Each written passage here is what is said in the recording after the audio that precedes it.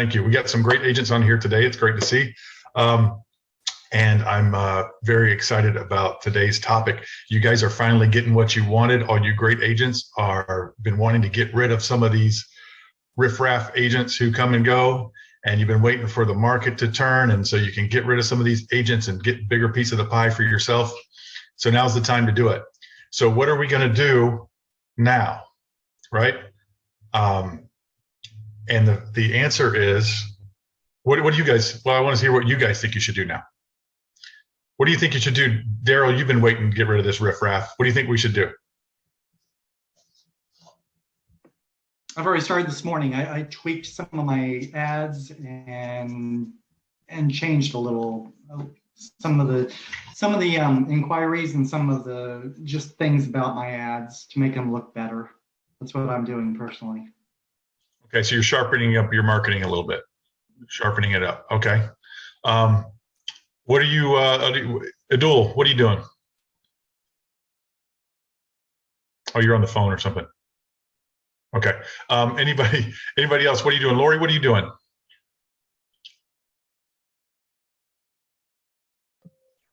I just did a postcard campaign and sent it out to my whole farm. Other than that, I am just, following every lead that I get from realtor.com and Prime Street, which I've still got a really good pipeline with them. So I'm working with several buyers and I've got 2 listing leads coming up. So I'm just working on those. Okay, excellent. So spending a little more on ad campaigns or postcards and a little more marketing. Guys, this is what do you think that the struggling agent who just got in the business because they thought it was going to be easy and they heard how great the market was and all that stuff, what do you think they're doing right now? Anybody? Going back to their previous job. they're certainly thinking about it, right? And they're thinking about saving money and getting that, collecting their thing. Ajika in the chat says nothing. Yeah, they're not spending. And what's going to separate you from them guys is marketing. And what any business will tell you is, or business guru will tell you, that do not stop. If you got to cut payroll, you got to cut whatever. When times are going to get tough, you see that coming. You can cut payroll, you can cut other stuff. Do not cut your marketing. Keep your marketing up. It's the lifeblood of your business. If you want someone to walk through the door 4 to 6 months from now, and in you guys' case, buy or sell something, now's the time to hit them, right? Be patient, keep hitting them. They will come. It might be 4 months, 6 months, it might be a year, but a year from now, you'll be glad you did, right? So that's what, it's always like that, but now it's even more so, because if the pie shrinks, and I don't necessarily think it's going to shrink, but it's going to be fewer hands in it because fewer people are going to think that they can make it. And I don't know that the pie is going to shrink, but if it does, you're going to want a bigger portion of that pie. And if you just sit around and do nothing, you're going to get the same portion you're getting now of a smaller pie, right? So, because other agents will eat up these business. And when we talk about this business, guys, I don't know what you guys picture, but I always picture the agents who try to join our firm, and because they've got one deal in the pipeline, their grandma wants to sell their house. And so they got their real estate license for that, and they want to do that. And then they might know somebody else who does one later, but they're not out advertising. They're not out, not like they should be. And those are the people that are going to fall by the wayside. And those are the one deal a year here and one deal a year there that you guys can pick up.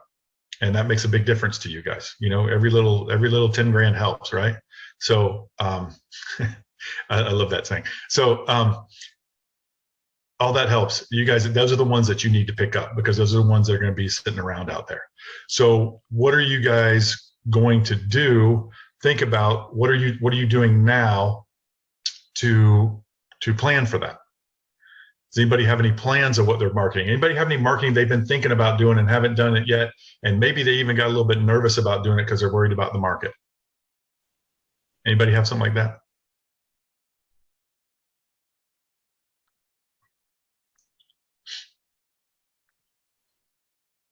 Nobody, huh? Brian, I've been thinking about it. Oh. Yeah. Go ahead, Ed, go ahead, buddy.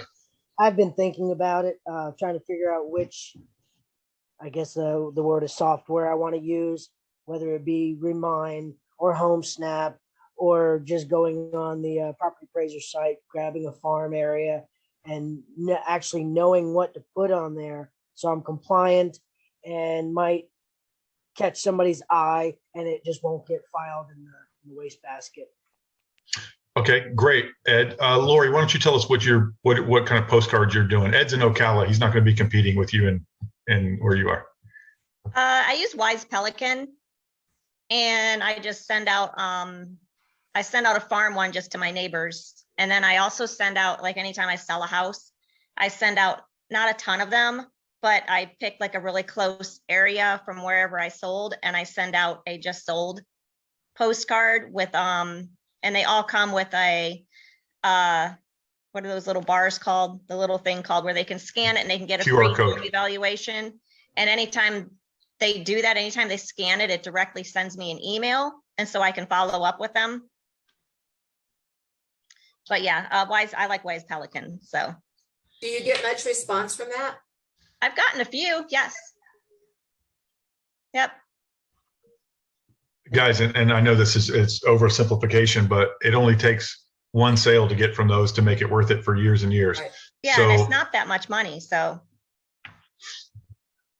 It's When you well say worth not that much, Lori, how many, what are you talking about per 100 or 500 or whatever you're doing? It's about $70 for 100 of them. Okay. And that's with the little code that they can scan. If you don't want that, then it's a little bit cheaper. But that's a nice like tracker also, because you can tell who clicks, who scans it. It sends you an email immediately. So you know like how much interest you're getting in that neighborhood. Oh, well, that's great. Is that basically $70? Is that including postcards, the stamp or whatever it's called, to mail it? Yes, includes, it it's all? the postcard and the postage. Oh, wow. Okay. It's like 70 or 75 cents, something like that. That is inexpensive. And Ed, I do a spiel on this once in a while about mailers. I still think they work. I think most people open their mail over the garbage and it just isn't the time or whatever. And most of the time you're going to go straight down into the garbage. But you just have to catch. It's about timing. It's about hitting them over and over again. And it's about timing. And, at some point in everyone's life, and it's hard to imagine this being a realtor, but people who are not realtors, at some point, somebody's husband or wife or whatever says, honey, we ought to look at moving. This neighborhood's going bad, or whatever it is that they say, or I really want to get that house with that pool. We know we can't get one here, whatever it is. You just have to catch them the day after they had that talk, or the day that they had the talk. And I don't know if you guys have done this. I've had to go in the garbage before and say, "Ooh, a landscaper! I saw a thing today for that." I mean, it happens, right? And I've already taken the garbage out. So I'll catch them next time. And so you're waiting for your next landscaper to send you or put one on your door, or throw it where they put the rocks in the baggies and throw them on your driveway. You're waiting on the next one to do that. So it happens. And it's about timing, and most of it hurts your feelings, but it's going right in the garbage because of the timing of it.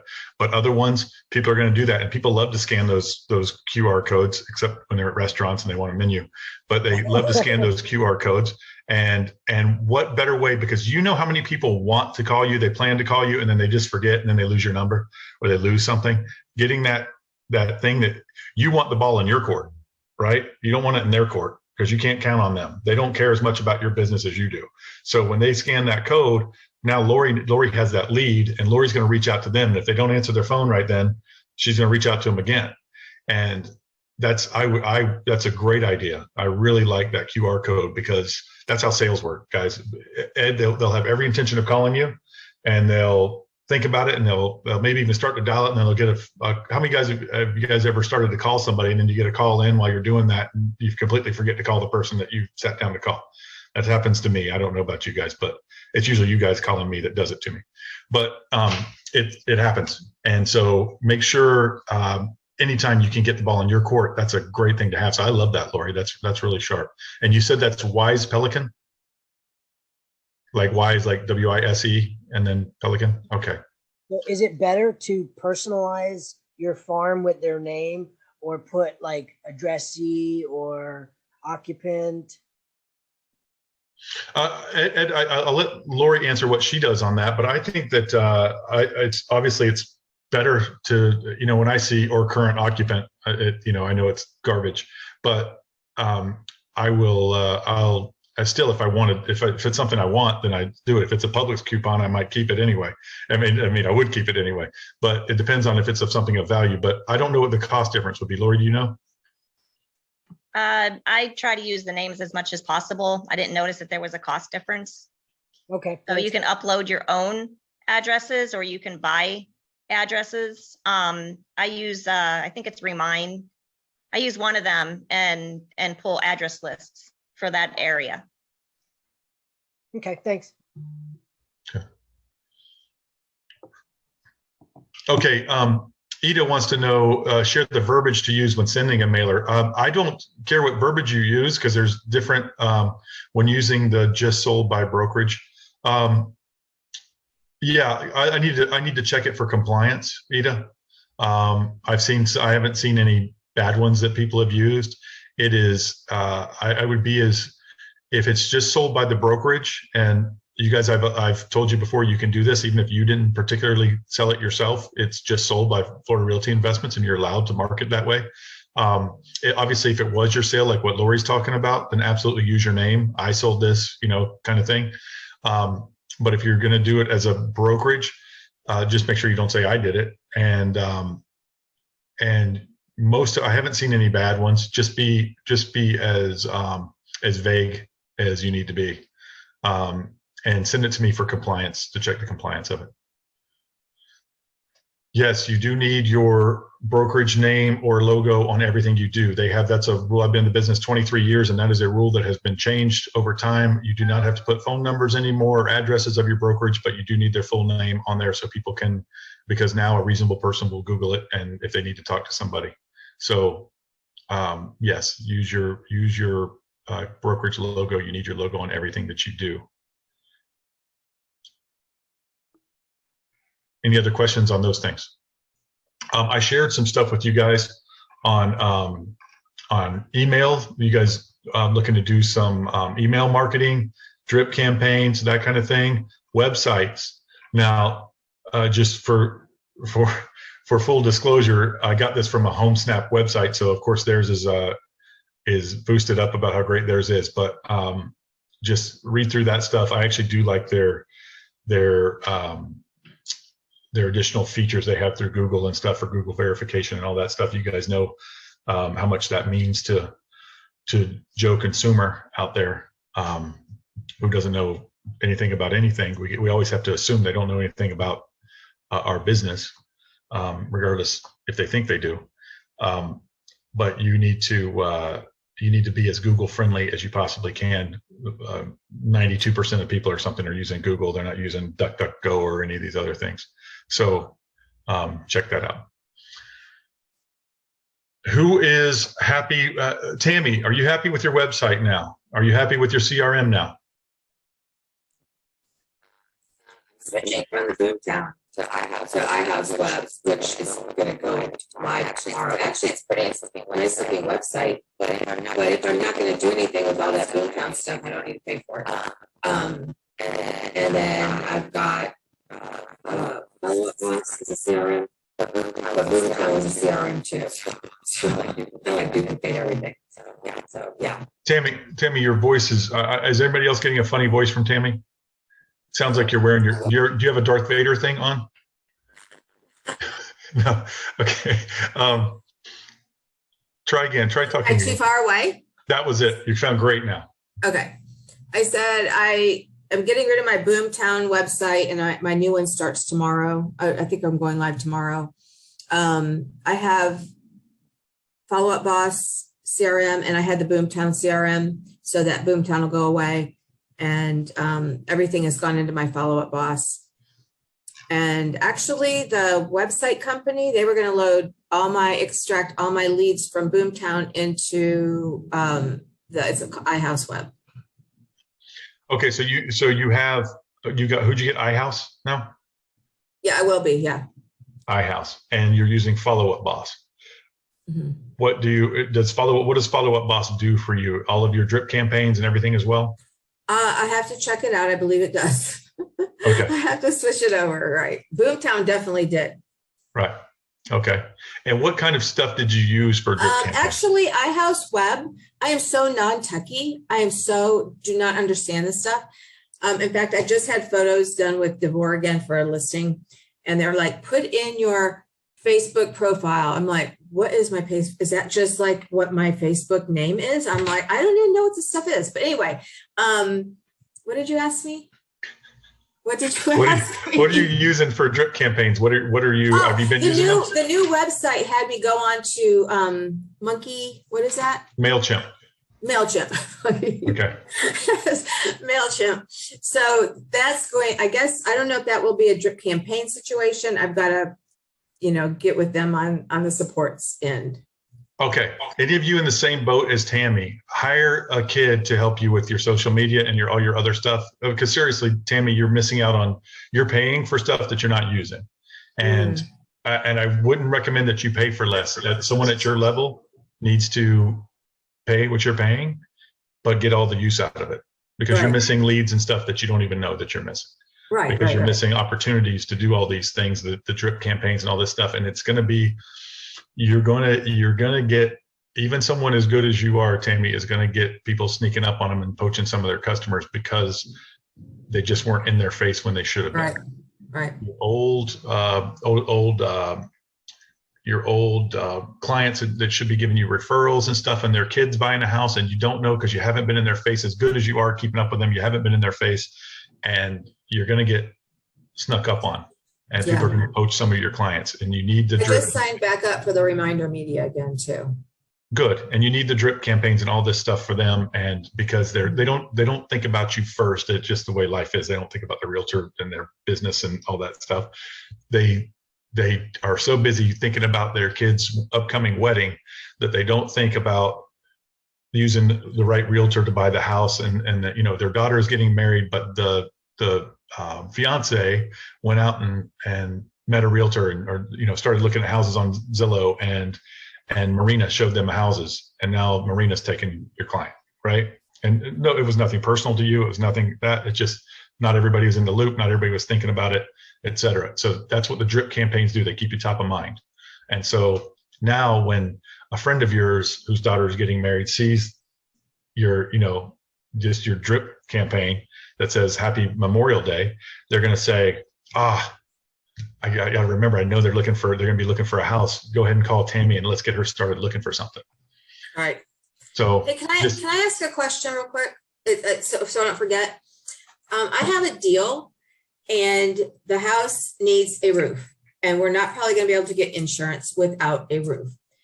So I put a message out to the attorney to ask, but since we're here, maybe you have the answer. Are there any problems? What? I'm not giving legal answers, but go ahead. So do you foresee any problems, or would you not do this or do it if you go under contract with a buyer? The roofer will do a roof, and they agreed to be paid at closing. And then, like, while the financing is going on, the roof is being done. Would you do that or not do that? The buyer's paying for the roof? No, the seller will pay for the roof out of her proceeds at closing. Well, the roofer. Yeah, would I not do it? What if I was the roofer? No, if you were the real estate agent, the listing agent. What does the real estate agent have at risk?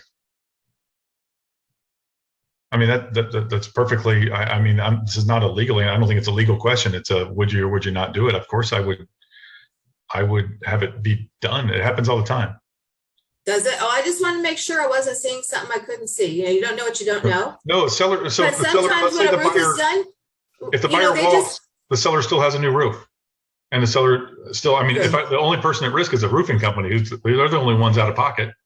So, so no. What does the seller have to lose? They're going to have a new roof at the end of this thing. Well, I know Coach Homes was putting new roofs on over at Coach Homes, and Gal had a listing. And when the roof was being done, had a clear to close. They ran out of shingles, and water came into the whole other bedroom. And the people still closed, which I was kind of amazed. But something like that where there was damage, which I know the roofing company would take care of it, but I just want to make sure. I was going to do it, and I thought, you know what? I don't know if there's any liability here. That's a roofing company. Guys, you know how title companies pay you at closing, but with a CDA through us? You know that adds a bunch of risk to them, right? And that's why some of you guys have run into some of these builders who won't do it, and some of these attorneys who won't do it. You guys have done these that they won't do it sometimes. Everybody nod if you've run into somebody who won't do a CDA. Lennar won't. Lennar won't, but a lot of luxury homes and stuff, they have their own attorneys who close 5 deals a year for their fancy clients, and they won't do it. They're like, this is ridiculous. Why would I do this? Title companies only do that so you guys will send them business because they know you love it. They know you love to get paid, and so they compete with each other to get business. And once one title company started doing it, all of them said, okay, we'll do it too. We'll bite this bullet for. So what I'm saying is they're doing something, they're taking on a risk just to keep their business going, right? To get more business. That's what the roofing company is doing. The only person taking a risk here is the roofer who's saying, I'll go ahead and do the work. You pay me at closing. They're going to put a lien on that house, obviously. If it doesn't close, if this buyer walks and the seller says, you know what, I don't want to sell right now, they're just going to have a lien on the house. That's their risk, right?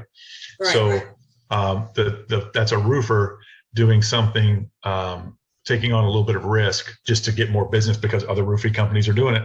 And so if I want to compete, I better do it too.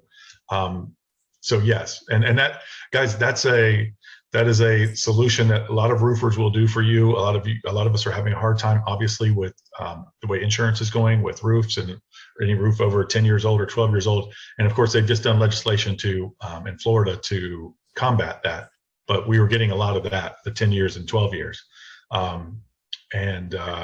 So roofers will do that. Of course, seller has to agree to pay them. So you've got a very friendly situation. You got a seller who's agreed to pay and a roofer who's agreed to do it. Yeah, she's got a lot of equity. The other thing too, you guys might want to know, I did find in insurance an umbrella policy that if somebody bought the house and it remained empty, it was a vacant home, you can get an umbrella policy that covered the whole house was covered other than flood.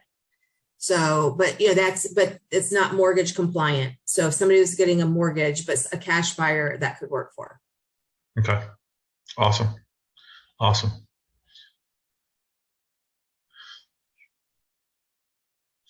All right. John says that's correct. Exactly why the underwriter for title will not issue a policy with an open notice of commencement. They do not want the risk, of course. Just the roofer is only one that could possibly get hurt here. Any other, again, that's not a legal opinion.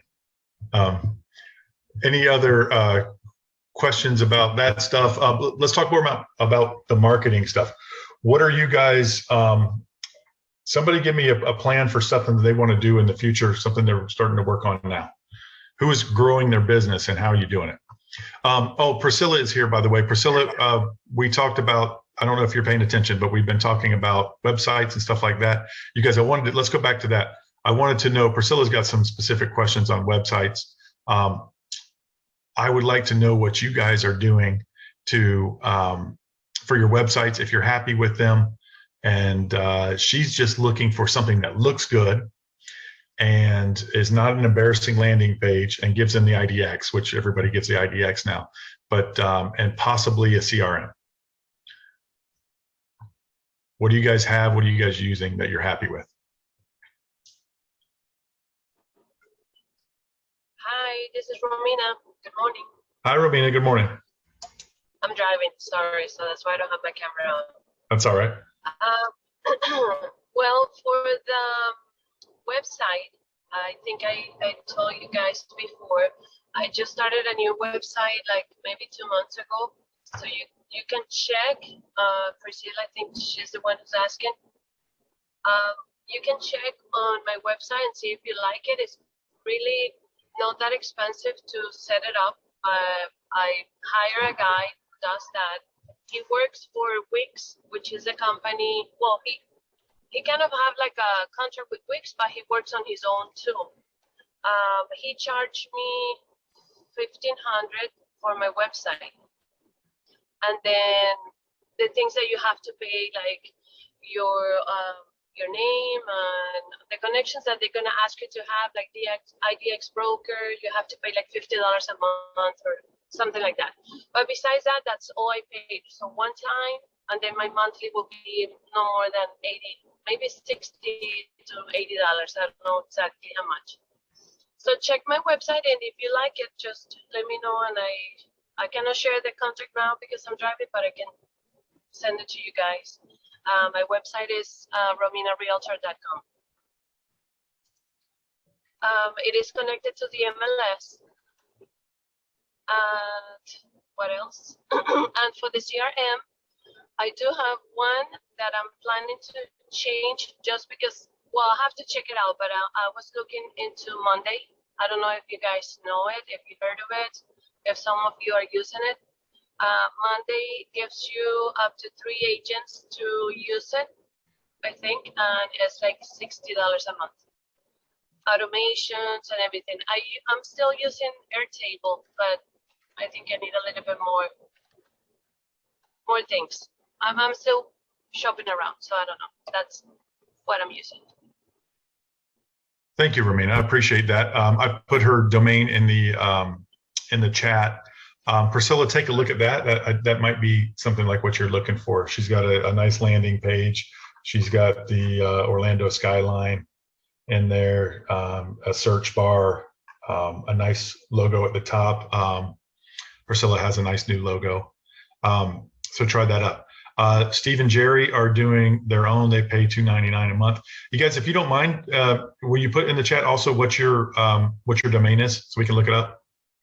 Let her get a look at kind of what you guys get, and if you can list some of the features and stuff that you guys get with it. I think this is a really good exercise for everybody if you don't mind sharing that information. bushsalesflorida.com.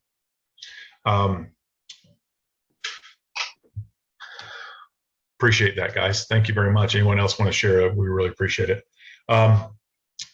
So, guys, the point I want to get across today is that we need to spend, and we need to keep our budgets going for marketing. That is how you're going to come out on top in this market. As far as the market goes, what are you guys seeing as far as buyers and sellers? We'll have our conversation that we like to have at least once a month. What are you guys seeing as far as buyers and sellers, demand, supply, etc.?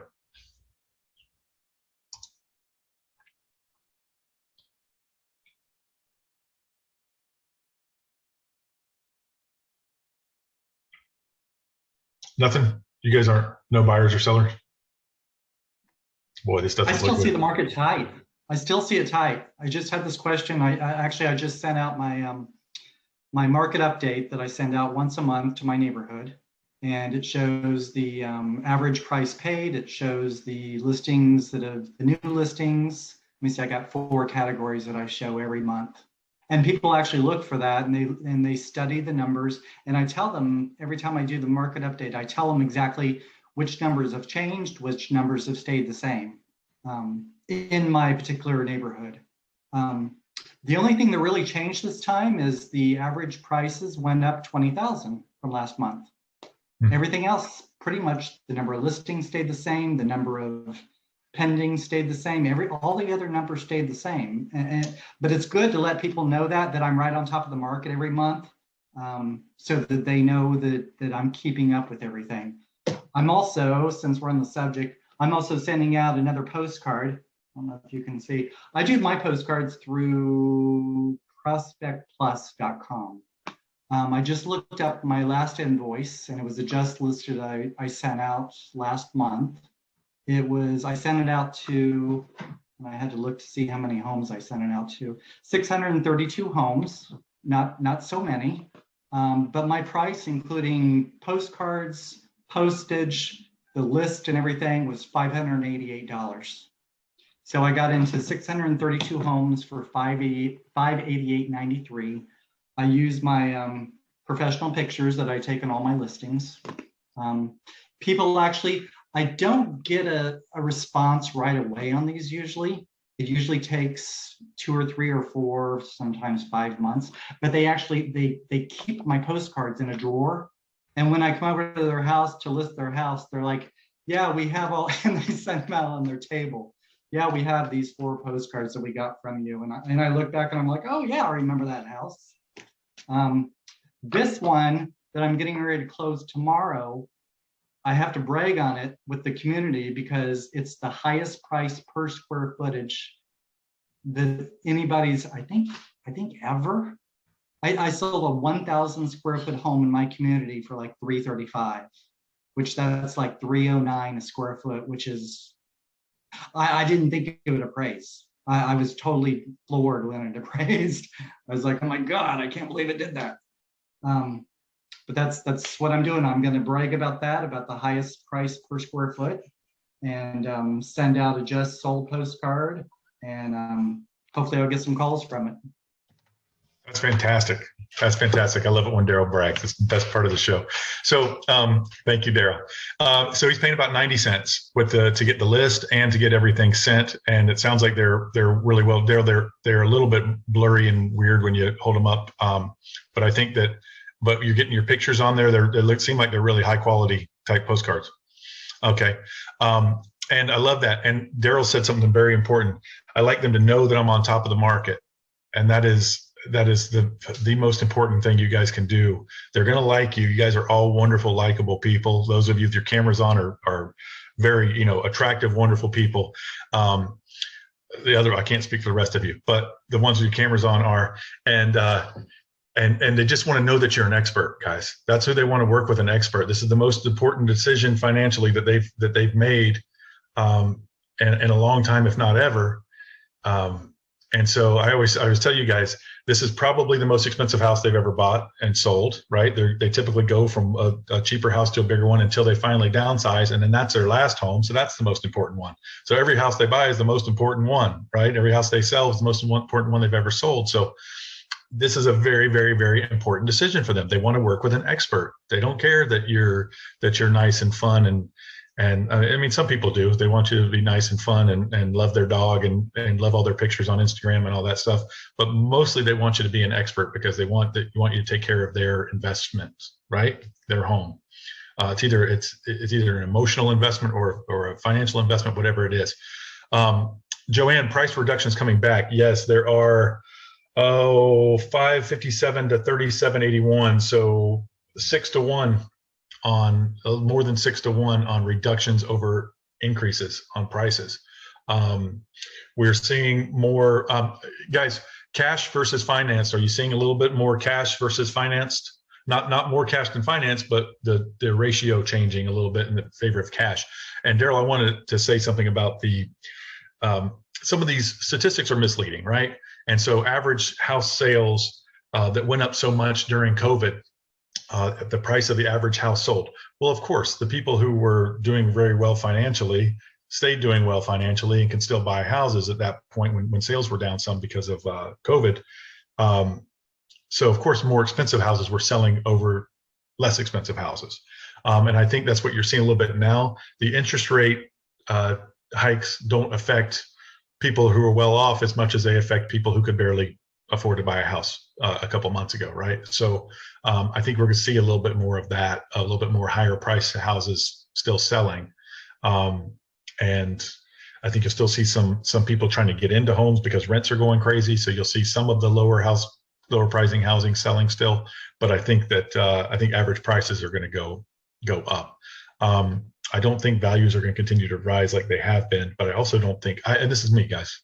I unfortunately we're being recorded, so you guys could throw it back in my face. But I don't think that we're going to see a big drop in prices. I think we have some extraordinary demand here, being that people want to come to Florida. So I don't think we're going to be hurt. Like, you'll see national numbers, and I think that'll affect confidence some. But I think that people are going to reduce their prices because you guys have sat in these listing appointments now, and people think their houses are made of gold. And I think that they're going to come back down to earth. And I've heard you guys having to negotiate with them to say, hey, look, if we don't get this in the next 3 weeks, we got to drop the price, right? So I think people have gone in a little bit crazy high for a lot of you guys. They have. So Any other questions, comments? There was so much good stuff in there, Daryl. Thank you very much. I love it when you brag. You've always got good stories, and I love that your marketing is working, and that's wonderful. Great to hear. And it's a different kind of marketing than what a lot of people are doing now. It's more of an old school marketing, and I really like it. And it's still, guys, that old school stuff still works, and that's why they did it for so many years, right? The telephone still works.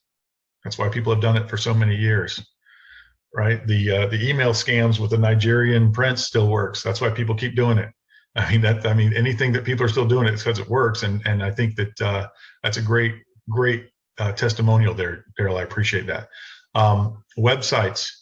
I'm seeing more homes on the market and less sold. Yes, absolutely. The new listings 4,800 this week, and I'm just looking in the at the matrix. 4,800, and this is in the Orlando area. 4,800 and pending 4,149, back on market 1,343, sold only 4,000. So yeah, there's going to be more houses on the market, which is gonna at least stop the drastic increase in prices. Hey, Ryan. Yes. Hey, Mandy. Hi.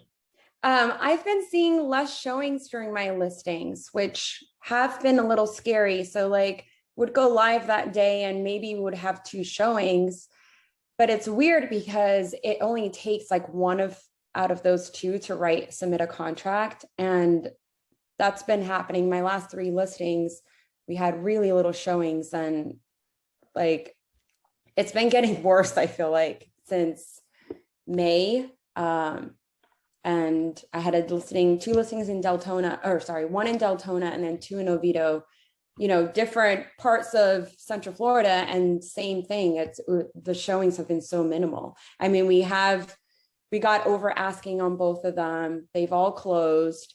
But the showings, I'm not seeing as many showings. That is very interesting. I've heard a lot of that. What are those price ranges of the Oviedo and Deltona? 475, 460, and then Deltona was 330. Okay, so middle of the road type stuff. Sounds funny. 5 years ago, that would have been, so they're nice houses. Yeah. So middle of the road type stuff. So that's interesting, in that you're doing just as well on pricing and on the actual value that you're getting. You're doing just as well, but not as much traffic. I think those of you who are repping buyers, you're probably not having to show 25 homes to get an offer accepted anymore. I mean, if you only got two offers on them, did you get 2 offers on each of them or 1 on each of them? What'd you get? The most recent one, which was in Deltona, I listed I only got 1 offer and 2 showings that day. I mean, we did go into contract days, like the day of that we listed, and we closed in like, what is that? 10 days. It was a cash buyer, so that one was really quick. It didn't take too many showings, but it's scary when you go live and you're like, where the showing requests are not coming in. And I have one going live this week in Chiliota, and that's an $800,000 property. I'm nervous about the showings that we're going to get in, because my last 3 listings, I have not had that much activity. I think you should be a little nervous about showings on 800,000. I'll be interested to hear this, because I've had a recent one I was working with one of our agents on to try to help him, and he wasn't getting, it was his personal home, and he didn't get the showings and stuff. We actually took it off the market because he wasn't getting showings. So it's interesting. I'll be interested to hear the follow-up of that. Yeah. Okay. I'll let you know. But it sounds like she's getting quality showings, because she only got definitely. It sounds like yeah, it sounds like a perfect world. It does. It sounds like a dream scenario. Yeah, I would love it. 2 or 3 showings and it still sells for full price. You're living in a dream world there. True. Yeah, it'd be better. One showing, 1 offer, 30 grand over asking. See you later. Close in 10 days. Yeah. So no, that's good. And I'm glad we are recording these, because this will be great for you guys in a couple of years when you can't sell anything, and you'll be like, yeah, man, showings are down, only 2 the first day, only 1 full price offer. Crazy. All of us old timers, Mandy, are like, man, that's the best thing I've ever heard. Sounds great. So no, that's wonderful. I do want to hear the follow up on that 800,000 though. I'm very interested in that just for our education and kind of to hear what's going on in the market. Okay. And Those I'm of you, sure go I ahead. have another question. Sorry. I'm sure this might be kind of like a personal preference, but just I would love feedback from anybody on listing a home at 800 versus 799, 999.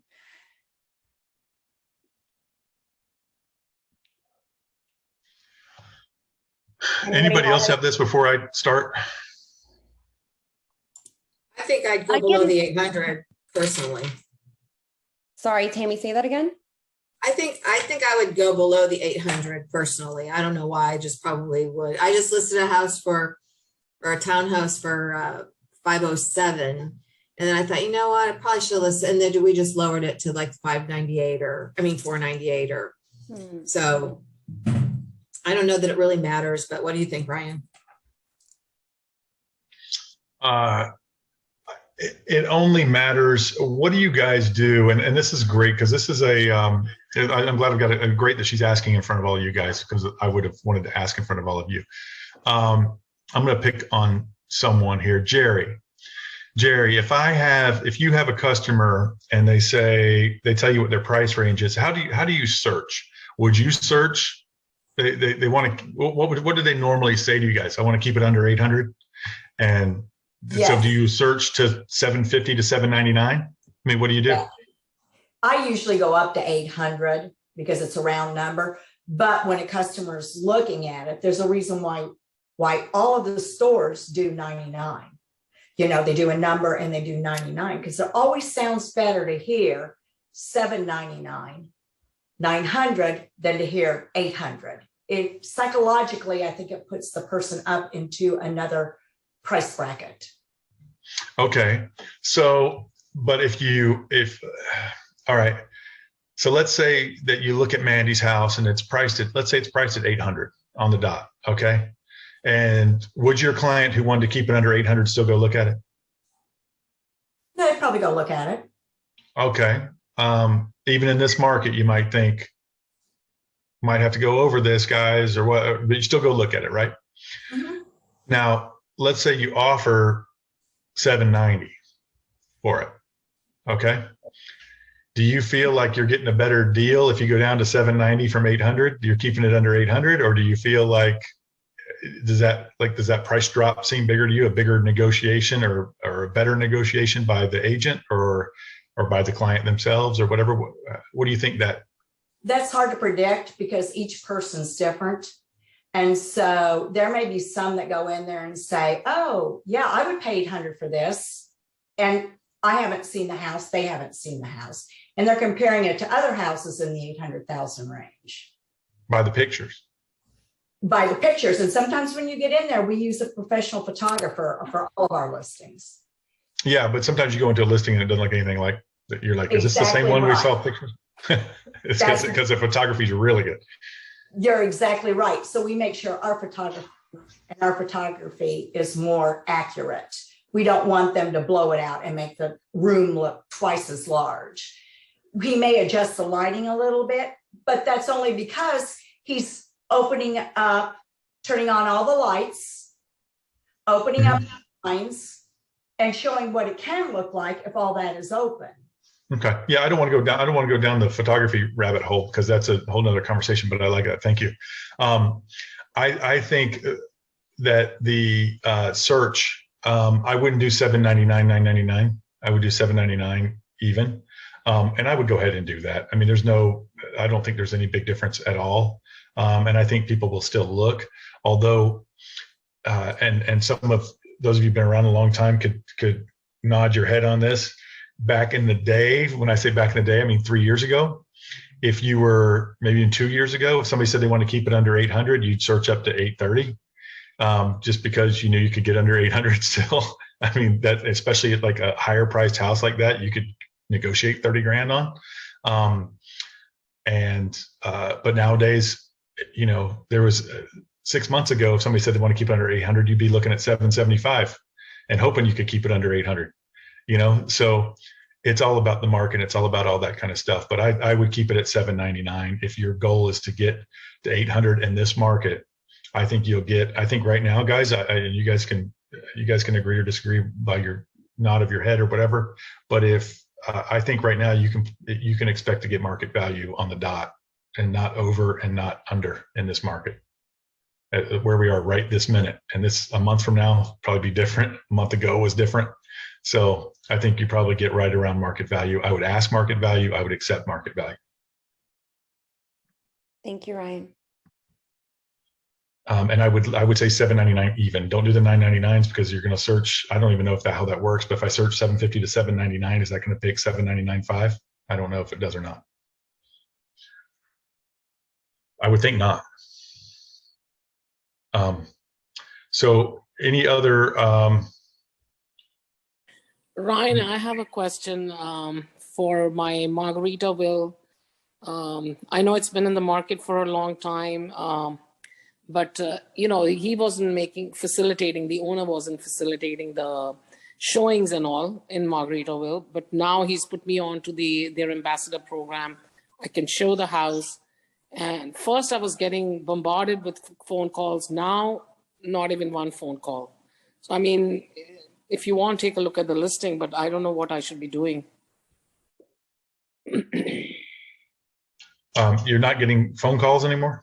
No, not even one. And it's funny, they'll call the owner. And I got it. And he redirects them to me. He says, she's the listing agent and you need to call. And then I don't hear from anybody. So I said, these people that are trying to contact you directly is basically trying to get the listing.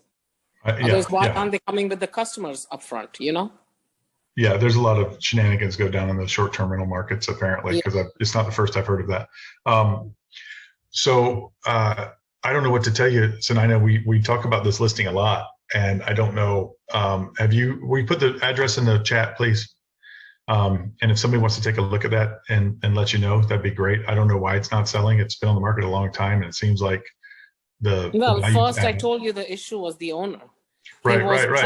But we talked about this 2 weeks ago, and it was and you were starting to be able to show it, and you're not getting showings. He probably missed the boat.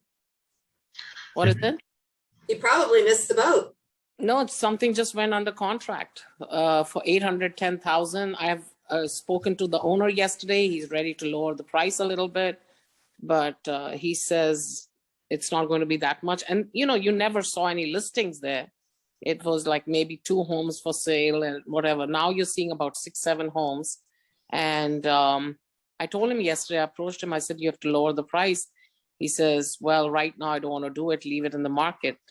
So I just wondered if anybody has any suggestions.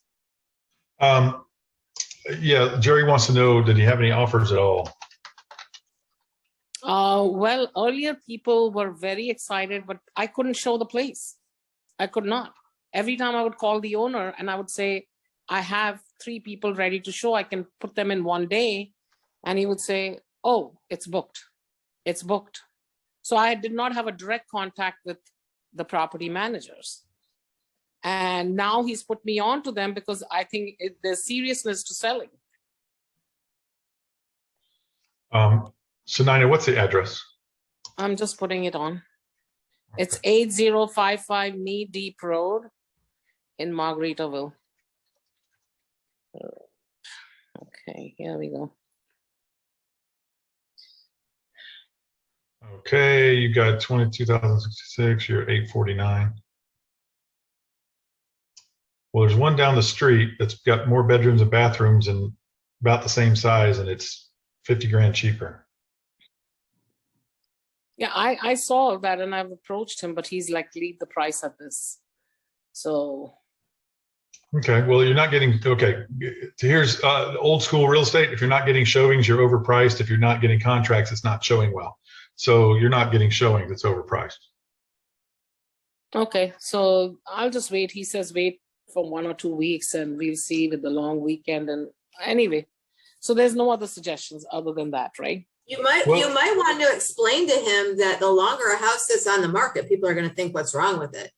And so when he wasn't showing it back, so now you've got all these days that it's been on the market and people are looking at that. And I've told him, I said, I can take it off 60 days and then just put it as a fresh listing, you know? So Yeah, you're also, you know what? You're also offering 2% and everybody else is offering at least 2.5%. yeah, but that's what the owner wants to give me. If he's giving Okay, me well, you've got, I mean, I think we talked about this before. You got a bad owner. Not willing to, he doesn't want to sell it as bad as he tells you he wants to sell it. yeah, yeah. And I told him, I said, let me take it off 60 days. I mean, his desperation is not money. So, you know, I don't know what else I could do. But that's a good one.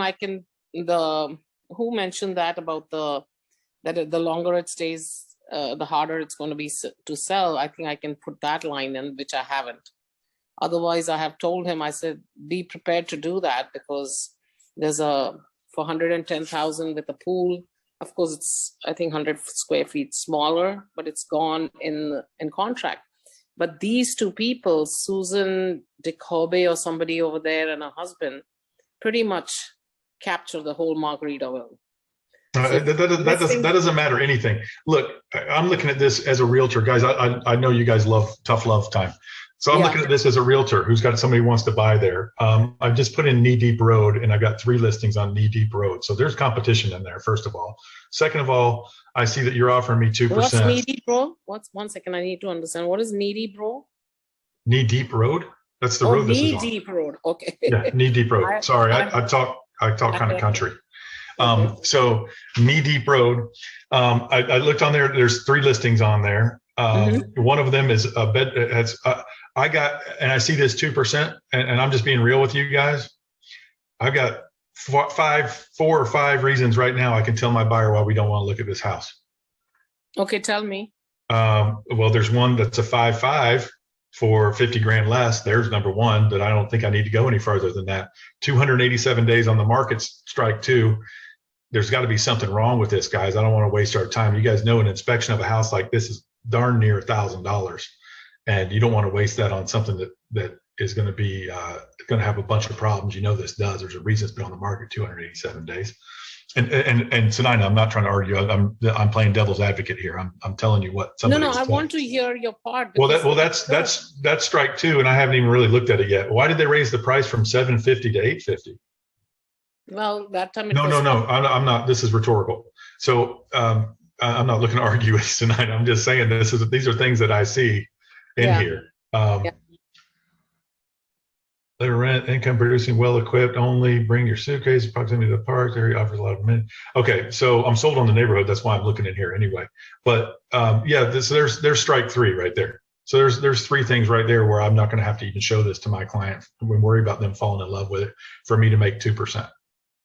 When I can make 2.5%. And yes, Ryan, that's not what we're supposed to do as realtors. We're ethical. Yeah, right. So you guys have got an $800,000 buyer. You're thinking already you're going to make 2.5 or 3% when you first met him, right? When you first qualified him. And you guys can go ahead and nod your heads. It's being recorded, but we know how it works. So that's what realtors think. That's how realtors think. And if you're offering 2%, good luck. Then I have to talk to him about the commission part. So that's another thing. I mean, it's just tough because a lot of these clients that are money, they think they know it all. They know the real estate part of it. And I've told him all these things. Yesterday I called him. I said, I would like to drop at least another 15, 20,000. And he goes, there's no need, leave it on. So anyway, I'll see in 2 weeks what happens. I agree. It's totally stale. At 287 days, it's totally stale. You need to have a total reboot on it. You need to talk to your seller or reduce the price or take it off the market for a while, like a good while. Are you showing the income that it's making? It's a short-term rental, so people are looking at that for the income. If somebody is deep into the interest level, yes. Mm-hmm. I mean, I'm not just posting it out, but you'll ask me now, since I have direct contact, which is their ambassador program, which will give me the numbers. Finally, he's put me in an email with them, which he wasn't doing it because I guess he wasn't motivated enough. It was hot. He was getting the calls himself. And then he would say, I've directed them to you. And in the meanwhile, I would never get any calls. So I said, they're calling you because they're trying to get the listing. And he says, well, listing is not going anywhere. You're going to keep it. But then his rules came with that, Yeah, I think it just totally needs a new reboot, everything. So if I take it off 30 days off the market, you think I can put it as a new listing, or it has to be 60? It doesn't matter what we think. It's the rule at 60. So Okay. I can tell you, looking at these other listings in the neighborhood, there's nothing that's going to show poorly. It looks like the rest of them. Condition wise, it looks nice. It's like the rest of them. They're all the same, except this one's a 5.5, and it's for 50 grand less, and it's been sitting for 60 days. So there is no they're not selling fast. But I will tell you, as a person, there is nothing about any of these homes that screams over $500,000 to me, unless you share what they're making, because these houses, there's nothing fancy about these. I mean, they're 3-story and they're traditional neighborhood design type stuff. They're nice, but there's nothing about these that scream that money unless you tell me what they're making. Okay, so it is nice when you attach that stuff to the listing, because when you are searching as an agent, you can kind of go in there and click on it and sort of look at it. And then I don't have to bother emailing you. I can send it to the buyer. It just makes it easier when that stuff's attached. It just, and you're having a hard time selling it. So don't make people make an extra step or that extra effort. I would provide that information on the listing. I would upload it as an attachment. I can try with that. I mean, I can get that from the ambassador program, and I can attach it to that. But Sunaina, Yes. Sunaina, quick, I was just looking at the history, and what's his excuse for increasing the price when you're not selling it at 560? You didn't sell it. You didn't sell it at 750, 749, 825, 830, 849. He's increasing the price, but you're not selling.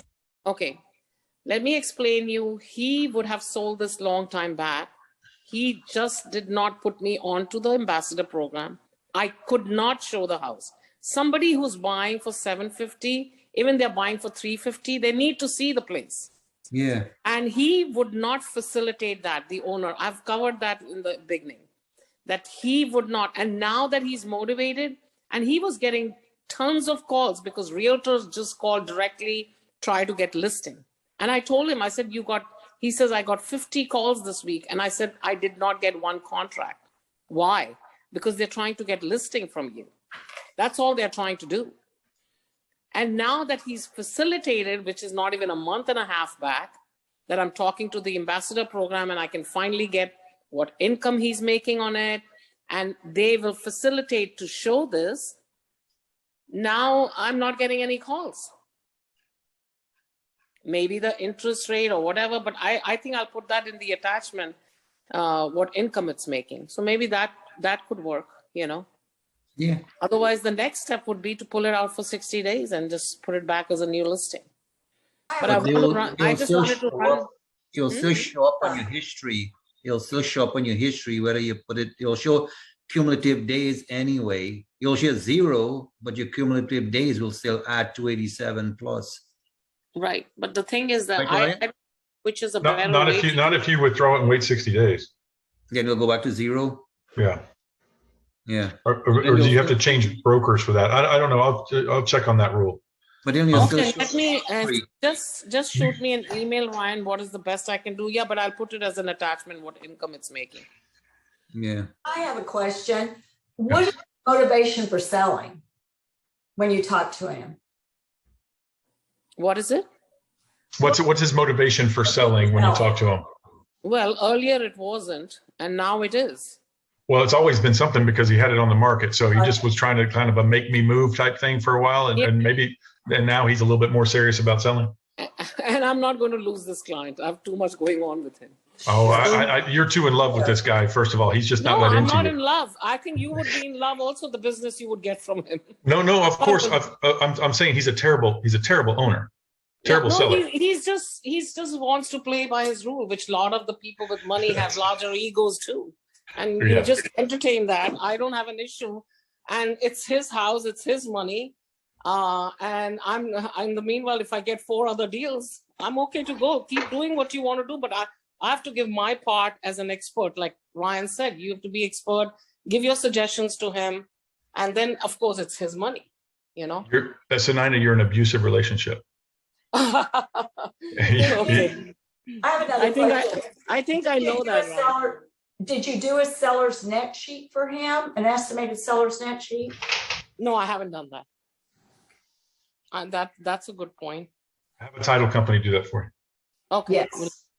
I think you should wait until it's vacant and then we can have an FRI margarita party there. And, Okay, and I we can- can I do can some do that. marketing I about can- it and we can talk more about it and really get into this really well. He after, will like, let maybe me 2 throw a margaritas. party. I know he'll let me do that. So that's fine. But I just want to sell it because I'm just getting irritated with the whole thing. All right. Next week's meeting, Margaritaville, everybody. Okay, good. I'll keep an open house there. Let me find out the date. If you guys want to come, I can do it. So That open sounds house. great. Open house. Okay. All right. So he's throwing this money around. He's not afraid to raise the price 20 grand, 50 grand, 100 grand at a time. Raise the commission by half a point and get in the ballgame, because realtors are hurting you right now. Realtors aren't going to show that. I've got too many reasons not to show it as a realtor. But the big one is the 5 grand difference in commission. That's my biggest one. And after Okay, that, we'll I'll start try talking to get about that changed and I'll put the attachment. So let's see what happens with that. Yeah. Okay, thank you. All right, guys. All right. Any other questions or comments? I do, Ryan. Ryan. Yes, Sonia. Yes. Okay, I'm gonna have a listing, but I'm gonna be competing with the builder. So right now the price is 380 something. So, but you know, the builders takes like 6 months to deliver that product. And I know there's gonna be another increase in like probably in July, isn't it? So I don't want to miss the bus with this one. It's gonna be a brand new home. What do you think about the pricing? Should I go a little bit lower from the builder just to get it? I think you have to, and some people might have a different opinion on this, and they're welcome to pipe in here. But I think you have to stay below the builder, unless has the house ever never been lived in. Never. It's literally he just told me, Sonia, you know, I don't want to keep this house, so I'm just gonna close it and take the equity that I just built during this month. While he was waiting for it to be built, good for him. Then I would price it where they are. I would price it exactly the same. Exactly the same. That's what I would do. I mean, anybody might have their own opinion or whatever. And then I would hit on everybody that, look, you can buy this now. You don't have to worry about interest rates changing here by the end of 2022 because they're going up again. Okay. I will eat my hat if the interest rate is not higher at the end of this year than it is right now.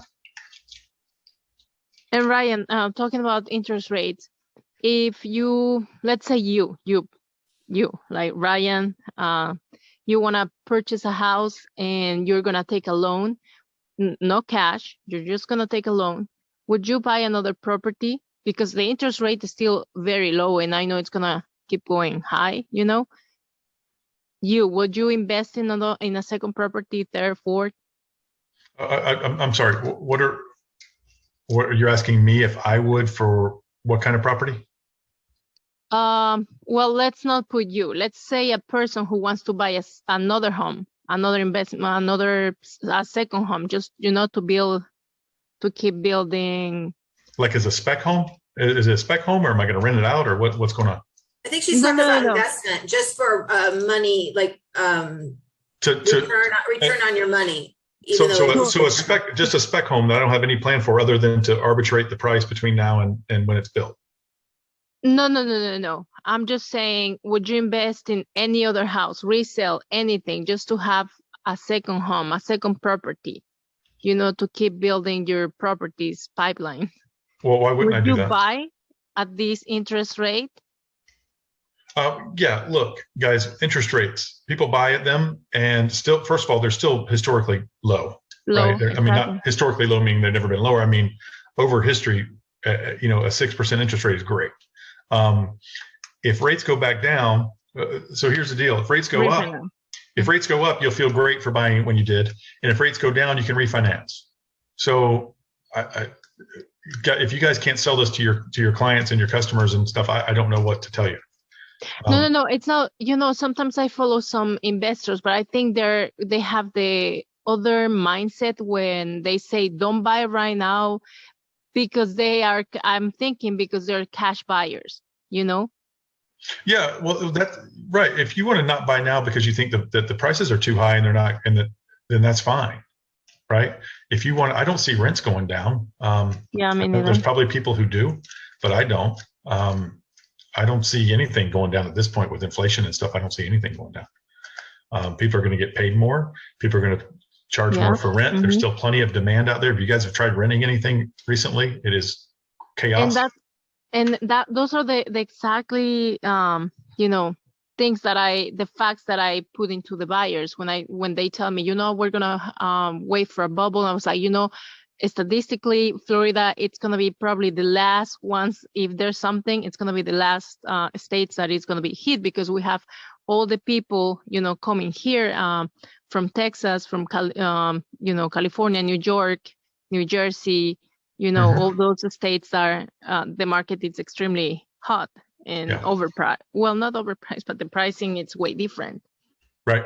Yeah. Okay. Yes. Thank you so much, Ryan. You bet. Ed, I'll answer your question on here because I'm too lazy to type it to you. Ambassador program is just a program at Margaritaville for placing people in their short-term rentals. Any other questions or comments? Idul, yes, sir. Quick question. I know I was talking same thing as Daryl when you first asked me the question, but my mute was on. Sorry. So I didn't answer. But I'm doing the same thing. I'm trying to do the advertising, the CRM. And I think I put in my chat website box. I know Tammy, I used to be technical, with those technology, but now I'm getting old. It's kind of a little slower now. But if young, people want to get tech savvy, they have those expensive ones, tech savvy. But if you're not tech savvy, you just want something basic, website box is like $300 a year. And it's not too bad. It's basic. It does for not too tech savvy people. They have a CRM, not so great, it's just there, it's just for like beginners. But if you are tech savvy and you're all, you can get those expensive ones. Right. But there are cheaper ones out there, and guys, that's great that I look at these like I look at brokerages. There's something for everybody, right? There's different kinds of brokerages are good for different kinds of people, and different kinds of websites and technological suites, I'll say, are good for different kinds of agents, because some of you guys have a very rich referral set up over years and years and years. Some of our most successful agents don't advertise at all because they've been in the business for a long time and have I'll date them and myself with, they have a Rolodex of clients, right?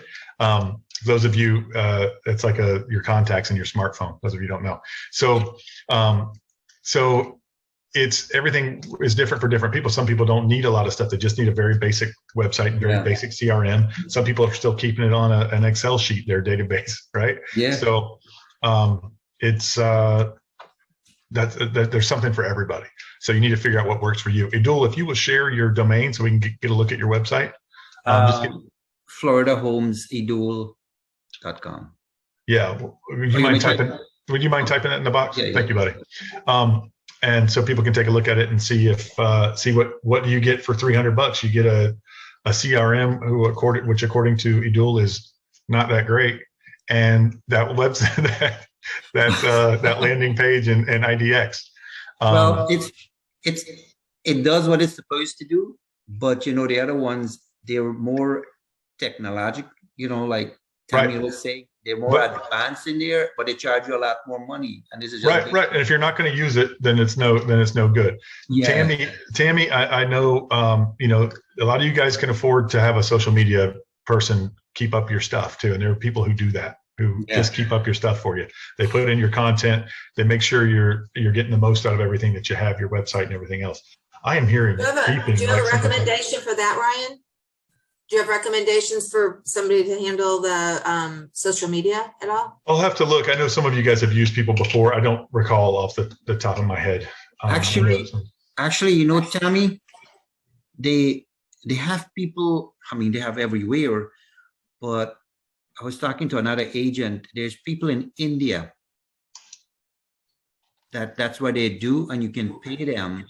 and they will do Yeah, all like that. even a virtual assistant possibly. Yes, kind of. And what do? You pay them a monthly, and they do all your social media postings and everything, and you just pay them whatever. I had I had contact with one, but she's from India, and they're very advanced in technology. So, and they're cheap. Right. It's a lot One thing cheaper I than didn't- what we're paying here. Like, some of these websites, they have the concierge that they charge you like to do everything for you. They're a lot cheaper than that. And they do everything. They'll post whatever day you want, whatever you want them to do, you pay them and they do everything for you. Yeah. The only thing I didn't like about that is they don't do local stuff. I need someone that's local and that can Oh. put on restaurants local and people over in India. I don't know. Would I have Yeah. to Google all the stuff to tell them to put on? They don't know my local restaurants. They don't know the restaurants that are 2 blocks away from me, that I want to show, and they don't know everything around me that I want to show. It was never enough local for me. It was too generic. Yeah, you can be, if you want to be like, specific, like I'm sure you can tell them, they'll Google everything for you, but you're going to have to tell them what you want, and you can share that with them, and they're pretty good. What price point is should you expect to pay somebody like that? You can talk to them, negotiate your price, and sometimes it's like $5 an hour or less, I don't know, but you can negotiate. You can negotiate, like if you want them to work for a month, whatever price, and they'll do it for you. But they're a lot cheaper than local, and they do pretty good jobs on it. Okay. I had a referral, that's why. And Ryan, on his side, you were there's a new team member. What's that? Do the social Oh, media for us. Sorry. Yeah. I'm going to introduce you guys. We're trying to figure out a few things Oh, okay.